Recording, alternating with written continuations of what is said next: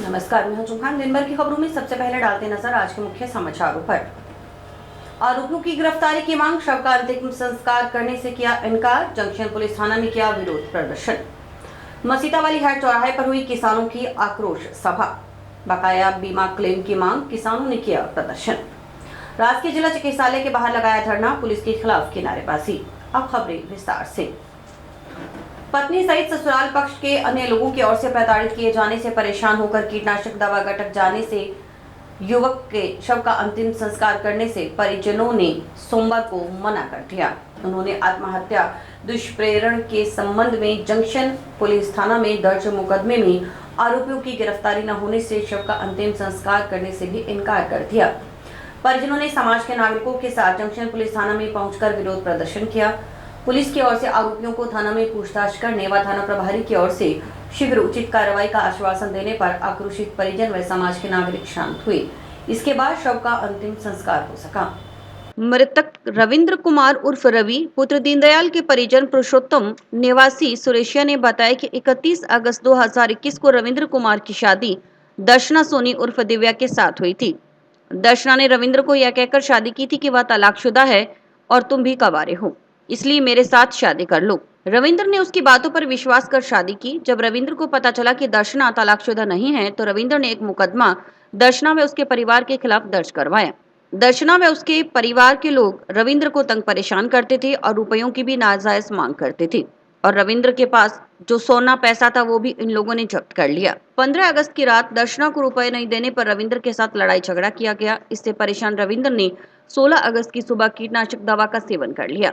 रविंद्र ने परिवार के लोगों को बताया कि उसने दर्शना के माता पिता भाई बहन आदि से तंग परेशान होकर अपना जीवन समाप्त करने के लिए कीटनाशक दवा पी ली है और सुसाइड नोट भी लिखा है, जो रविंद्र की जेब से मिला। 31 अगस्त की रात को बीकानेर के पीबीएम अस्पताल में रविंद्र की मौत हो गई।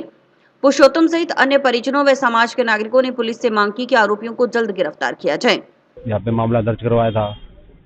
उसके बाद आज कल सुनवाई नहीं हुई थी, तो आज हम सब इकट्ठे हुए, तो उसके बाद हमारी सुनवाई हुई और उनको लेके आए थाने में।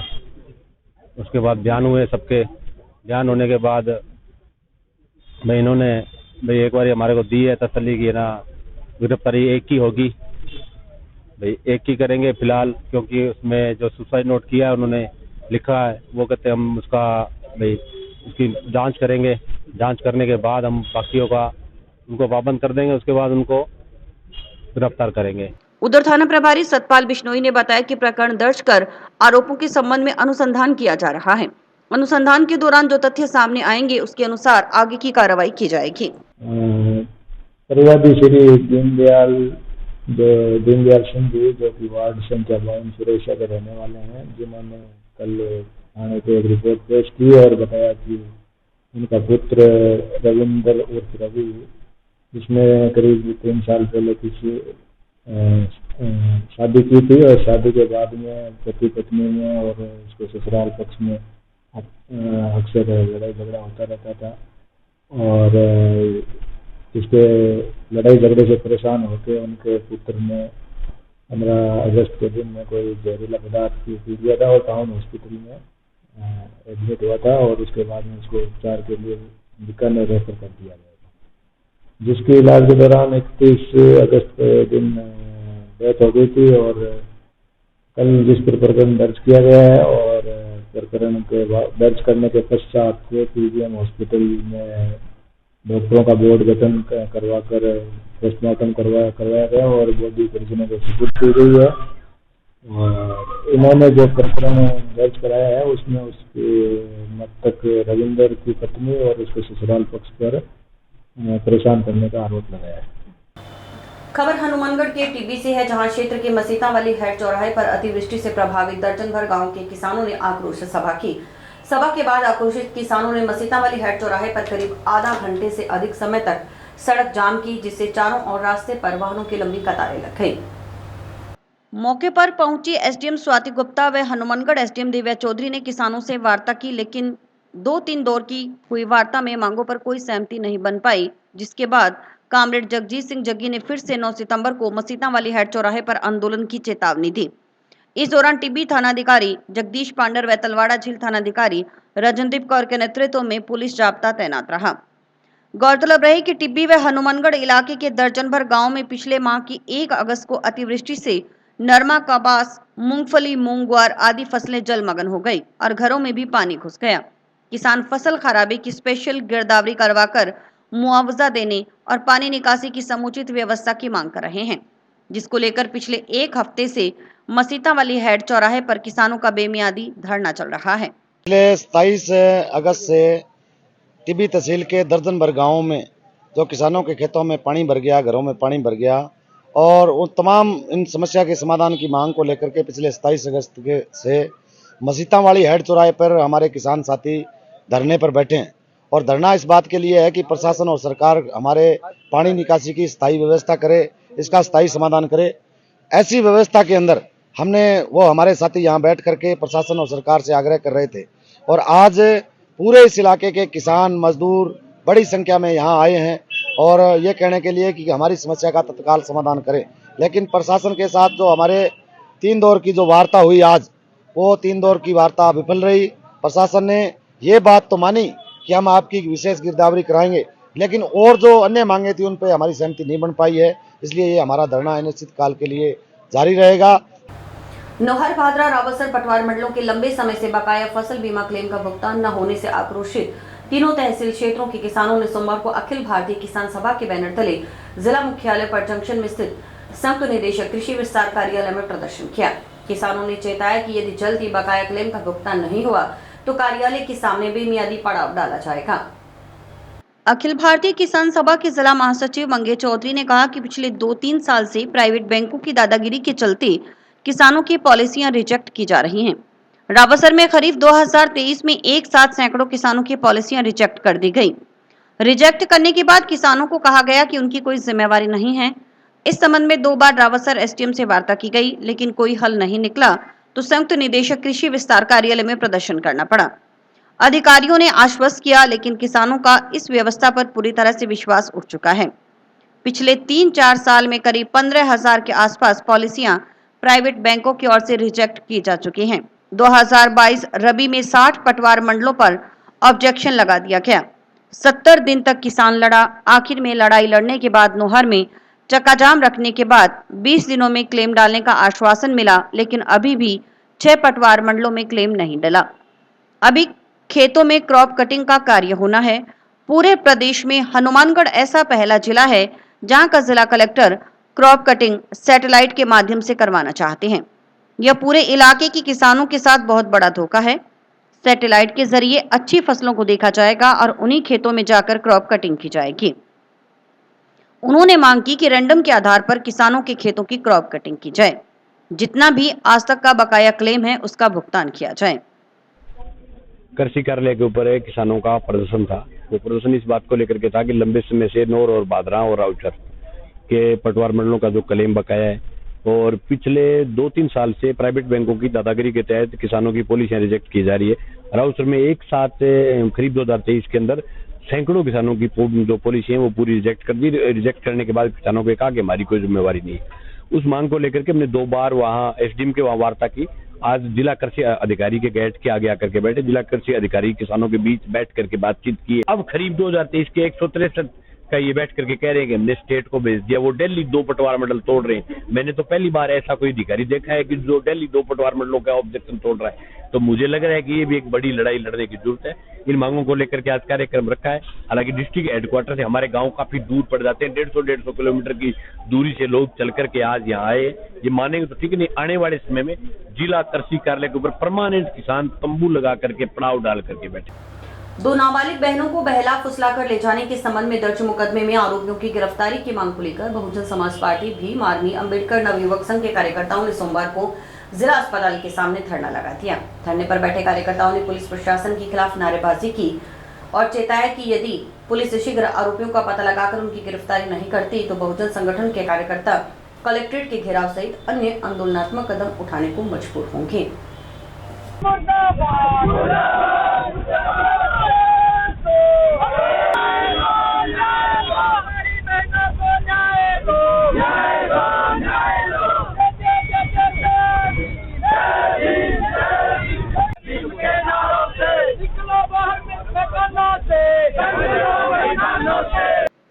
प्रेमराज नायक ने बताया कि संगरिया तहसील क्षेत्र के गांव नुकेरा से करीब 40 दिन पूर्व समाज के 2 नाबालिग बहनें गायब हो गईं। समाज के नागरिकों ने पुलिस अधीक्षक कार्यालय का घेराव किया। उसी दिन पुलिस ने आदमपुर से 11.5 साल की छोटी बहन को दस्तयाब कर लिया। उसकी बड़ी बहन को शनिवार को दस्तयाब कर लाया गया है। शनिवार को दस्तयाब बालिका की हालत गंभीर है। वह राजकीय जिला चिकित्सालय में भर्ती है। उसके साथ दुष्कर्म की बात चिकित्सक कह रहे हैं, लेकिन अभी भी यहाँ का पुलिस प्रशासन आंख मूंद कर बैठा है। अभी तक इस मुकदमे में किसी की गिरफ्तारी नहीं की गई है। जो युवक बालिका को आदमपुर तक लेकर गया था, उसकी भी गिरफ्तारी नहीं की गई।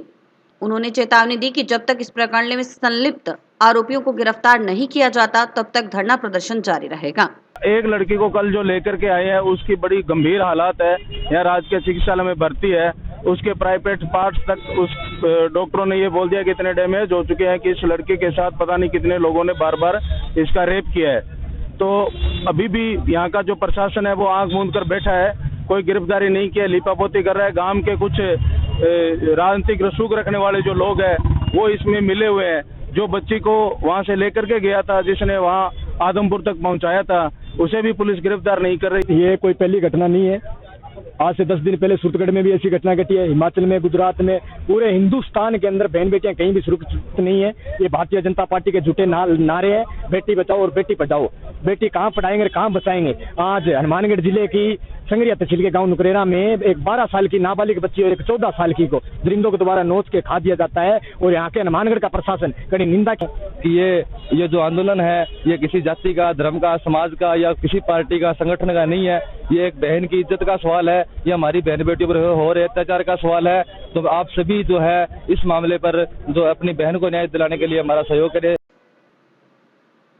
उधर संगरिया सीओ करण सिंह मान के अनुसार शनिवार को दस्तयाब बालिका का मेडिकल व CWD के पेश करने की प्रक्रिया पूर्ण की जा चुकी है। यौन शोषण संबंधी घटना की पुख्ता जानकारी के लिए परिजनों से पीड़िता का मेडिकल करवाने को कहा गया है। मेडिकल के बाद आगामी कानूनी कार्रवाई की जाएगी। इस मामले में आगामी जांच महिलाओं के खिलाफ अपराधों के लिए विशेष जांच इकाई की ASP नीलम चौधरी करेंगी।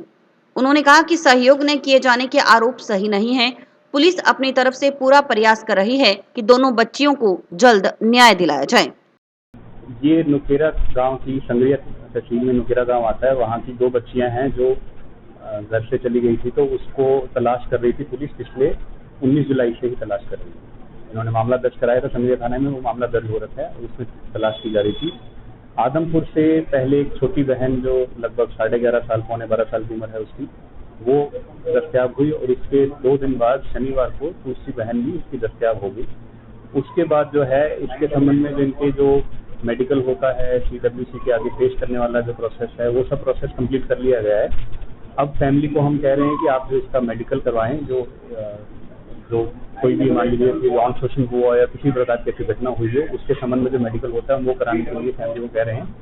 अभी वो कंप्लीट हो जाएगा मेडिकल, उसके बाद जो भी आगे कानूनी कार्रवाई होगी, आईओ इसमें Chicago additional SP Shrimati Neelam Chaudhary हैं और वो उससे आगे की जांच इसमें करेंगी। खेल मैदान की 4 दीवारी के निर्माण सहित अन्य मांगों को लेकर गांव के खिलाड़ियों ने सोमवार को ग्राम पंचायत मक्कासर के पंचायत घर पर तालाबंदी कर धरना लगा दिया। ग्राउंड संघर्ष समिति के बैनर तले तालाबंदी कर धरने पर खिलाड़ियों ने 4 दीवारी का निर्माण शुरू होने तक तालाबंदी जारी रखने की चेतावनी दी।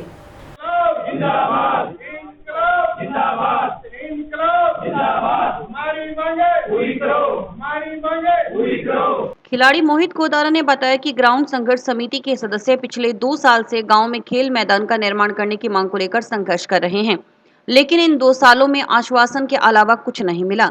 टेंडर होने के बाद भी खेल मैदान के चारों तरफ 4 दीवारी नहीं की गई। पूर्व में 4 दीवारी के निर्माण के लिए नींव तो खोद ली गई थी, लेकिन तय सीमा की जगह 15 फीट अंदर की तरफ, तब भी निर्माण कार्य रुकवा दिया गया था। संघर्ष समिति सदस्यों ने तय सीमा की जगह में ही 4 दीवारी का निर्माण करवाने की मांग रखी। 2 साल बाद न तो 4 दीवारी का निर्माण हुआ, न ही पेयजल, शौचालय आदि की व्यवस्था की गई। सर इस जिले का सबसे बड़ा गांव है और खेलो इंडिया के तहत सरकारी बहुत सारा पैसा आ रहा है, पर बच्चों के लिए इस 10,000 की आबादी के गांव में एक शौचालय नहीं है, खेल मैदान में 4 दीवारी नहीं है, ये खेल मैदान के नाम पे एक भी सुविधा नहीं है। तो आज वहाँ पे ना 4 दीवारी, अभी तक 2 साल हो गए, ना वहाँ बच्चों के लिए पीने का पानी व्यवस्था है, ना टॉयलेट की व्यवस्था है। बच्चियां और है जो वहाँ से गांव में कसरे सड़क की तरफ जाती है दूर, 1 किलोमीटर दूर खेलने, तो वहाँ पे हादसे का और का खतरा रहता है। तो हमारी मांग यही है 2 साल से कि भी ग्राउंड की चारदीवारी निर्माण करवाया जाए, और आश्वासन पे आश्वासन मिलने से हम आहत हो गए। तो आज हमने ताला बंद करवाया है, ग्राम पंचायत बंद करवाई है, और अब आश्वासन पे नहीं, हम कार्य शुरू करने पे ही यहाँ से धरना समाप्त। उधर ग्राम विकास अधिकारी तारादत्त शर्मा के अनुसार ईंटों के टेंडर नहीं हुए थे, वर्तमान में फर्म से सहमति बनी है। इससे संबंधित कार्रवाई पंचायत समिति स्तर पर जारी है। जैसे ही फर्म से ईंटों को लेकर सहमति हो जाती है, वैसे ही चारदीवारी व शौचालय का निर्माण शीघ्र शुरू करवा दिया जाएगा। खिलाड़ियों की डिमांड खेल मैदान की चारदीवारी निर्माण करवाने की है। इनको भी अवगत करवा दिया है कि जो 24-25 में ईंटों की जो टेंडर हैं वो हुए नहीं थे, और फर्म से वर्तमान में सहमति बनी है। उक्त से संबंधित कार्रवाई पंचायत समिति में चालू है। जैसे ही जीएम टाइल उद्योग जो फर्म है उससे ईंटों की सहमति पूरी हो जाती है, उसके पश्चात चारदीवारी का निर्माण शीघ्र चालू कर दिया जाए। जिला कलेक्टर कानाराम की अध्यक्षता में सोमवार को विभिन्न विभागीय कार्यों की समीक्षा बैठक हुई। उन्होंने गौशालाओं में पशुओं के रखरखाव, खान पान के लिए एडवाइजरी जारी करने और पशुपालकों को योजनाओं की जानकारी देने के निर्देश दिए। उन्होंने कहा कि पालतू पशुओं को सड़क पर छोड़ने वाले पशुपालकों को नोटिस जारी करें। निश्चित समय अवधि के बाद पशुओं को गौशालाओं में भेजने के लिए भी निर्देशित किया गया।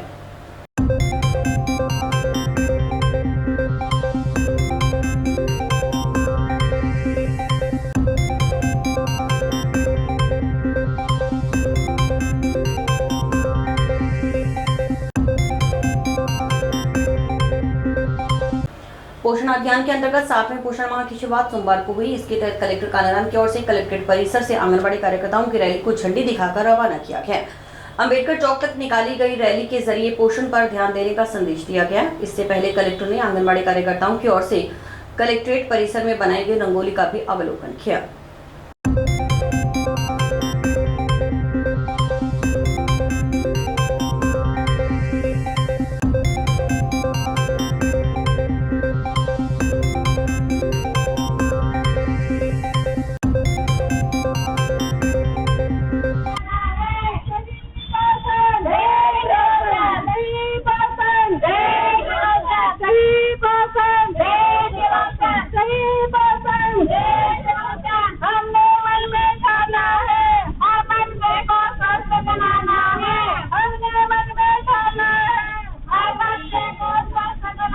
पोषण अभियान के अंतर्गत आज 7वां पोषण माह स्टार्ट किया जा रहा है, जिसमें सितंबर के अंतर्गत हम लोग पोषण माह मनाते हैं और जितनी भी गतिविधियां हैं पोषण को एक जन आंदोलन के रूप में बताने के लिए ये कार्यक्रम किया जा रहा है।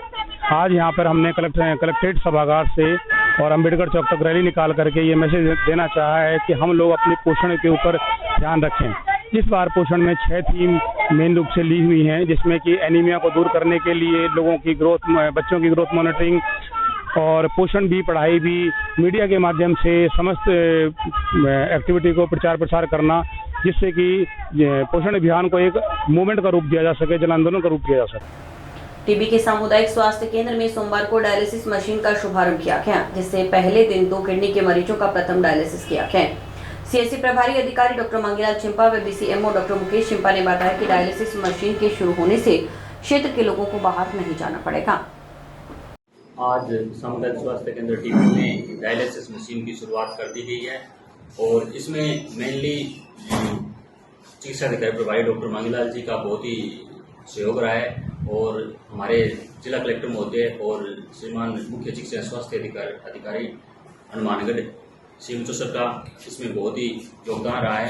और अब डायलिसिस मशीन सामुदायिक स्वास्थ्य केंद्र में शुरुआत होने से यहाँ के जो क्षेत्र के जो लोग हैं जिनका डायलिसिस सप्ताह में 2 बार या 3 बार चल रहा है, उनको अब दूर दराज नहीं जाना पड़ेगा, हनुमानगढ़, गंगानगर या जयपुर नहीं जाने पड़ेगा। उनका डायलिसिस सामुदायिक स्वास्थ्य केंद्र टीबी में ही उनका डायलिसिस हो जाएगा। इससे इस क्षेत्र के लोगों को काफी लाभ मिलेगा और उनके समय की और पैसों की काफी अधिक बचत होगी। श्रीमान मुख्य चिकित्सा स्वास्थ्य अधिकारी डॉक्टर नवनीत जी शर्मा और खंड मुख्य चिकित्सा अधिकारी डॉक्टर मुकेश जी के मार्गदर्शन से आज टीबी में सीएससी टीबी में पहली बार डायलिसिस स्टार्ट हुआ है। ये क्षेत्र हनुमानगढ़ जिले की प्रथम सीएससी है जिसपे डायलिसिस स्टार्ट हुआ है और इससे मरीजों को जिनको जो क्रोनिक गुर्दे के रोगी थे उनको जो हफ्ते में कईयों को 2 बार डायलिसिस होता है, कईयों का 3 बार होता है, उनको जैसे पहले हनुमानगढ़ या नौहर जाना होता था, वो उन लोगों का डायलिसिस सुविधा यहीं मिल जाएगी। उन लोगों को पैसे की, समय की बहुत बचत होगी और जितने भी आसपास के मरीज हैं इनसे बहुत ज़्यादा फायदा होगा। अभी 2 मशीनें मिली है और दोनों मशीन आज स्टार्ट कर दी गई है। नौहर कस्बे के मालिया के रास्ते पर हुए अतिक्रमण को हटाने के साथ बिना किसी निकासी के रास्ते पर निकाले गए गंदे पानी के नाले को बंद करवाने के लिए नौहर डुमरसर मालिया के रास्ते के प्रभावित काश्तकारों ने तहसीलदार भार्गवी संधू को ज्ञापन सौंपा। इससे पूर्व सैकड़ों प्रभावित काश्तकार रामा मैरिज पैलेस के पास एकत्रित हुए और मदरसा बोर्ड की पूर्व अध्यक्ष मेहरुन्निसा टाक को मौका दिखाया। मौके पर रास्ते के हालात देखकर टाक ने संज्ञान लिया और रास्ते की पूर्ण जानकारी लेकर काश्तकारों को तहसीलदार से रूबरू करवाया। काश्तकारों ने इस मौके पर टाक को बताया कि अतिक्रमित रास्ते के कारण उनके खेतों में जाने वाले काश्तकार ऊंट गाड़ी चोटिल हो चुके हैं, ट्रैक्टर मोटरसाइकिल आदि भी टूट रहे हैं।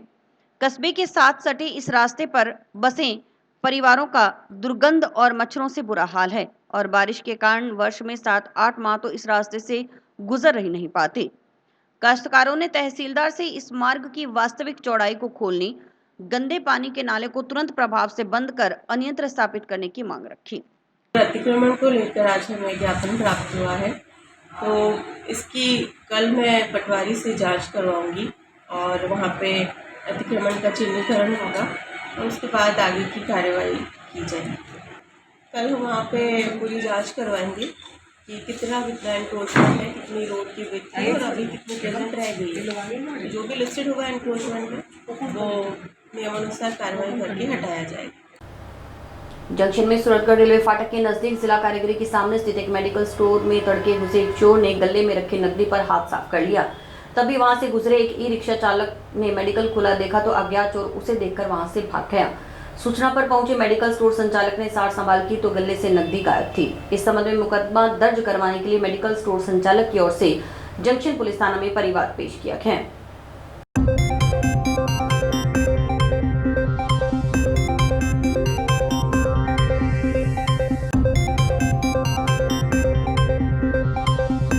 सर मेरा मेडिकल है चौधरी मेडिकल के नाम से, ठीक है।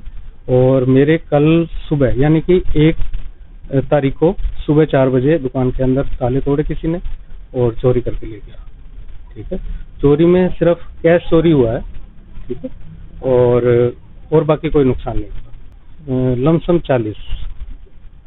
कोई मित्र था जो सुबह 4 बजे रिक्शा लेके और मंदिर जा रहा था और उसने देखा कि भाई शटर खुला हुआ है, तो तब देखा तो वो चोर अंदर था। चोर ने सिर पे साफा बांधा हुआ था और उसको देख के चोर निकल के भाग। हाँ, 2-3 जगह सीसी फुटेज में नजर आया है, ठीक है। तो अभी थाने में एप्लीकेशन दे दी गई है, ठीक है। मेरी प्रशासन से वो आ रहा है कि भाई इस पे थोड़ी सी कार्रवाई की जाए। नौहर के प्राचीन जोहड़ के पास स्थित कंकर पितर देवस्थान मंदिर में रविवार रात्रि को जागरण का आयोजन किया गया। वहीं सोमवती अमावस्या के अवसर पर सोमवार को अटूट भंडारे का भी आयोजन किया गया, जिसमें भारी संख्या में श्रद्धालुओं ने प्रसाद ग्रहण किया।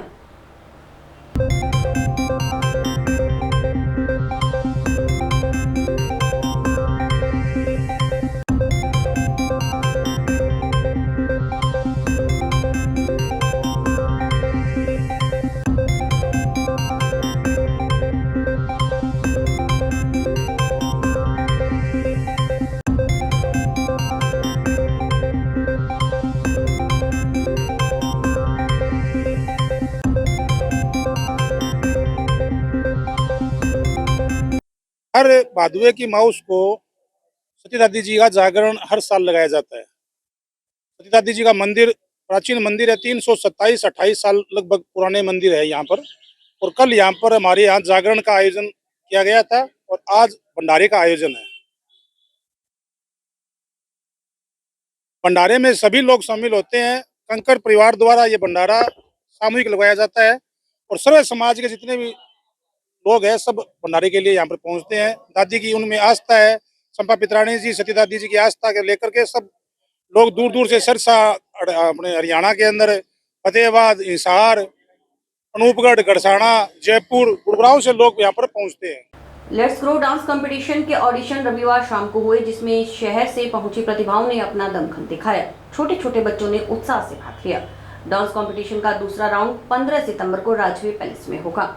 टाउन के प्रतिभागी बच्चों के audition royal institute of IT management में हुए। वहीं जंक्शन के प्रतिभागी बच्चों ने स्काई चैनल नेटवर्क के स्टूडियो में ऑडिशन दिए।